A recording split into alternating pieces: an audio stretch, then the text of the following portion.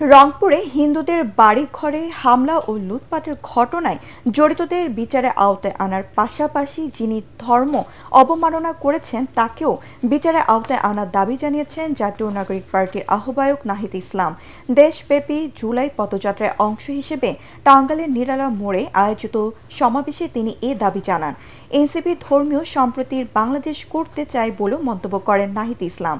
এ সময় তিনি যারা বাংলাদেশের স্থপিত তাদেরকে বাদ দিয়ে একজনকে জাতির পিতা ঘোষণা করা হয়েছে, কিন্তু মওলানা ভাসানী না থাকলে শেখ মুজিব তৈরি হতেন না। বাংলাদেশে শুধু একজন জাতির পিতা নন, কয়েকজন জাতির পিতা রয়েছেন, তার মধ্যে অন্যতম মওলানা ভাসানী। সবাই এনসিপির উত্তরাঞ্চলের মুখ্য সংগঠক সার্জিস আলম বলেন, বাংলাদেশের মানুষ এখন প্রশাসন, পুলিশ ও মিডিয়াকে কোনো ব্যক্তি বা গোষ্ঠীর দালাল হিসেবে দেখতে চায় না। এই বাংলাদেশের প্রশাসনকে, পুলিশকে, অন্যান্য বাহিনীকে বাংলাদেশের জন্য দেখতে চাই, বাংলাদেশের মানুষের জন্য দেখতে চাই। আগামীর বাংলাদেশে আমরা মিডিয়াকেও কোন ব্যক্তি, গোষ্ঠী, দলের দালাল হিসেবে দেখতে চাই না।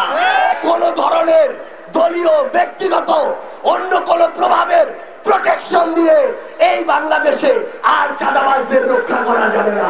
বাংলাদেশের কোন একজন জাতির পিতা নয়, বাংলাদেশে অনেকজন জাতির পিতা রয়েছে, তার মধ্যে অন্যতম রয়েছে মাওলানা ভাসানী। কয়েকদিন ধরেই রংপুরের গঙ্গাছড়া একটি উপজেলায় আমাদের হিন্দু জনগোষ্ঠীদের বাসভবনে, বাড়িঘরে হামলা চালানো হয়েছে, লুটপাট চালানো হয়েছে।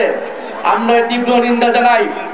ধর্ম অবমাননার অভিযোগে আমাদের নবীজিকে সেখানে কটূক্তি করা হয়েছে।